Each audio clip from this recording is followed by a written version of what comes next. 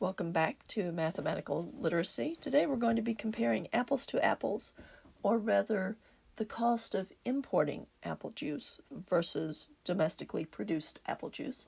To do that, we're going to talk about dimensional analysis, geometric formulas, and reading graphs again.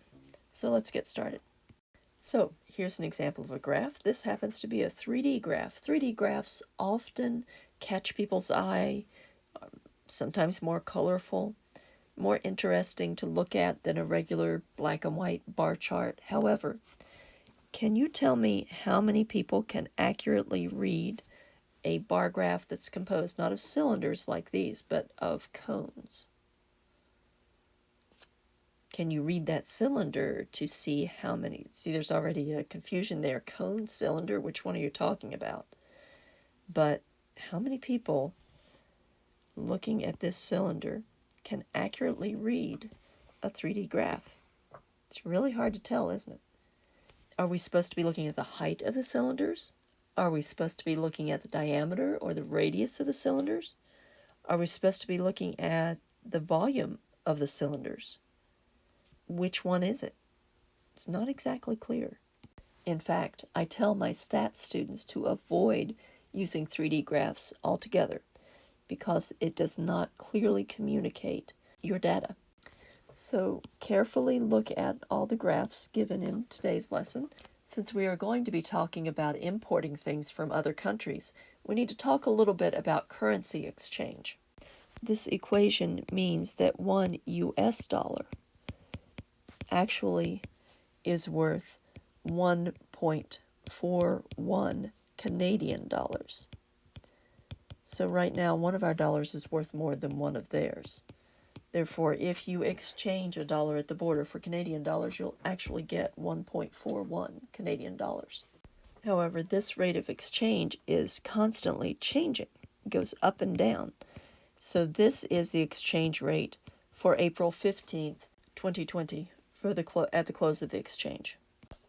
Remember that this equality can be re-expressed as a conversion factor, which can then be used to perform calculations. However, we don't have to use it in the form we found it. We can actually take the reciprocal and use it. Whether we use the original version of the ratio or its reciprocal, the ratio itself is always equal to 1 because $1 US equals $1 Canadian.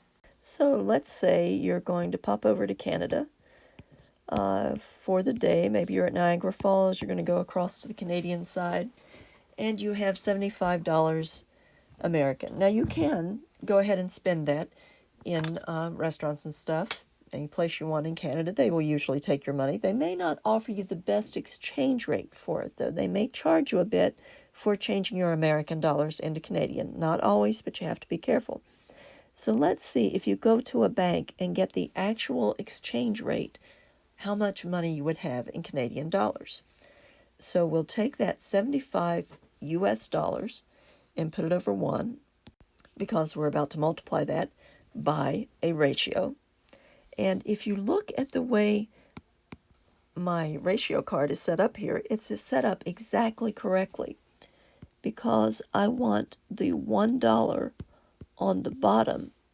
When I do that, my dollars, US dollars, will cancel, and all I will have left is the Canadian dollars, CS. That's actually one symbol. And that's going to equal, in Canadian dollars, whatever 75.00 times 1.41 divided by 1.00 is. It turns out that in Canadian dollars you should have 105.75. So let's say you go out to eat while you're over on the other side of the border, and you order a meal that costs you $36.75. Fun fact, it may have only cost you $36.73, but since you're paying in cash, you have to round to the nearest nickel because Canadians are phasing out the penny. All right, so that's Canadian dollars, $36.75 Canadian. We already said that in Canadian dollars, you originally had 105.75. And so if you subtract what you spent, you will have $69 Canadian. And before the end of your excursion, let's say you stop at Timmy's because you want a double-double, and let's say it cost a toonie. So now you're down to, $67 Canadian. And you want to get that exchange so you don't lose any money, get a good exchange rate. Let's find out what that would be.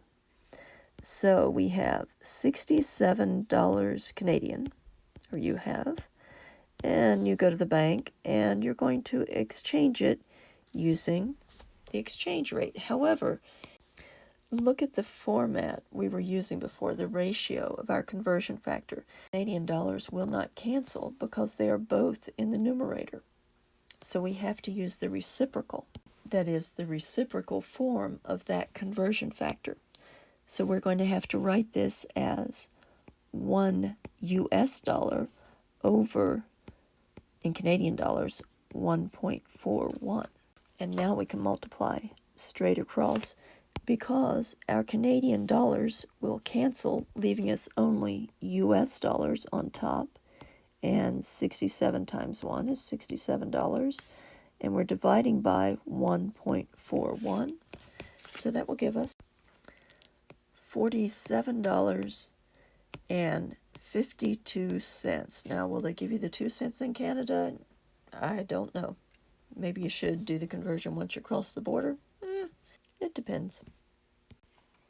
Please remember that conversion factors can be formed from any equivalent expressions.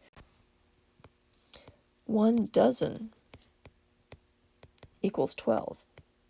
Dozen eggs, dozen donuts, dozen whatever equals 12.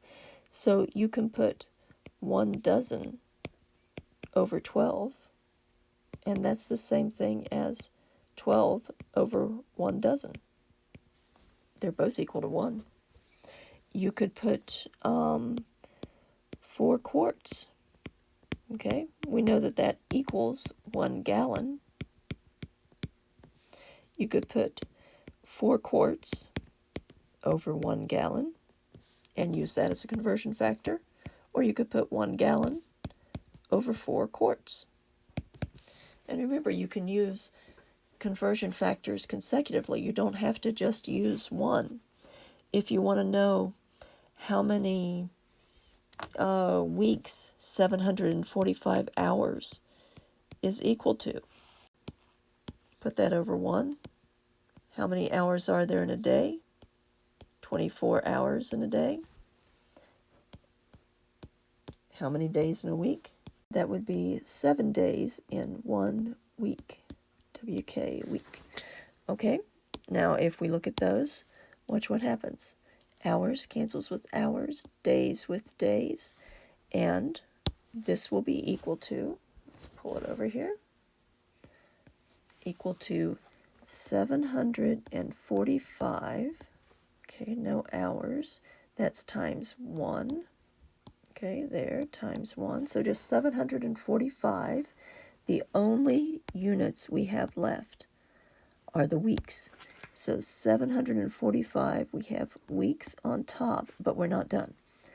In the denominator, going straight across, we have 1 times 24 times 7, but there are no units on the bottom. And that gives us about 4.43 weeks. So with our next section of the module, we will be combining the graphing with the conversion factors and with the area and volume and length things that you've been doing. We're going to combine it all and apply it to different problems, specifically apples to apples, apple juice imports. But let me know if you have any questions, and we will discuss all of this very soon. See you then.